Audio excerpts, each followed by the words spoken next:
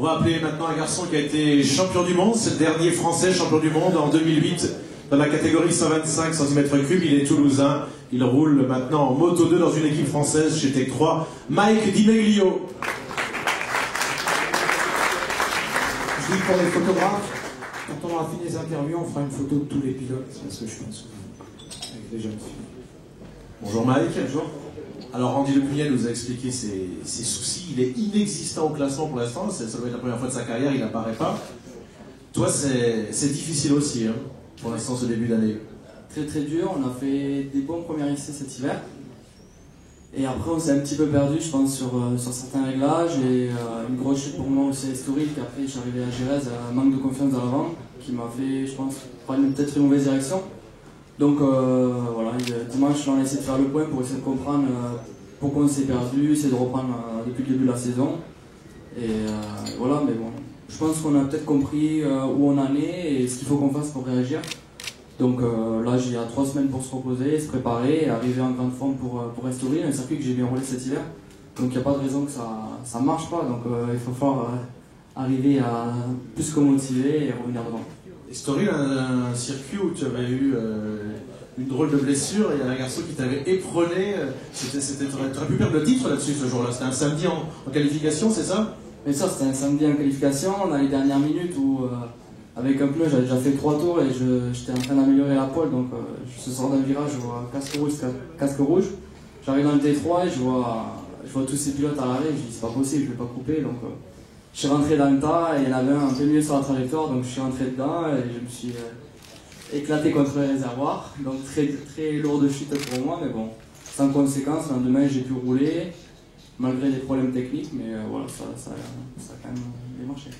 Bon Mike, après la 125, après le titre, tu attaques d'entrée en fanfare au Qatar en 2,5 avec un podium, il y aura 2 podiums cette saison-là. L'année dernière, une saison délicate en Moto 2, tu passes chez Tech 3, on se dit, allez, c'est une équipe française, ils vont le chouchouter. Et là, on voit que c'est difficile. Est-ce que vraiment, toi, ça te pénalise pas ce nouveau règlement? Est-ce que tu es vraiment fait pour rouler en Moto 2? Est-ce que c'était pas plutôt un pilote 125 2,5? Non, je pense pas. Après, quand j'étais en 2,5, j'ai essayé une 600 dans l'année et une R1. Donc, j'ai pu comparer. Quand j'ai essayé une 600, je me faisais moins plaisir. Quand j'ai essayé une 1000, j'avais l'impression d'avoir plus une moto de course, gérer la puissance, relever la moto. Mais bon, là, je suis en Moto 2, donc il va falloir faire avec. La moto a un gros potentiel, donc voilà, c'est énervant, des fois je deviens fou parce que je sens que c'est pas loin, il manque pas grand chose quand on est des fois 23e temps à moins d'une seconde, c'est compliqué mais c'est des petits dixièmes qu'il faut aller chercher partout et voilà, c'est pour ça juste le petit réglage qui fait la différence c'est de revenir devant. On a l'impression que tu t'inquiètes pas, que tu t'affoles pas pour l'instant après le Grand Prix dimanche, malgré une position assez moyenne, tu dis ça va, il n'y a pas le feu encore. Les Marquez et Redding ont marqué les 0 points les 2 premières courses. Après, bon, ils sont mieux placés à chaque fois que moi par les séances chrono. J'ai fait 2 bonnes premières séances d'essai cet hiver, donc je sais que voilà, on l'a fait, donc il n'y a pas de raison qu'on ne le refasse pas. Là, on a fait un gros point avec mon mécanicien, avec Guy, avec Hervé, pour essayer de comprendre où on en est, pourquoi on en est là, et essayer d'avancer. Et je pense qu'on a compris pas mal de choses pour vite réagir.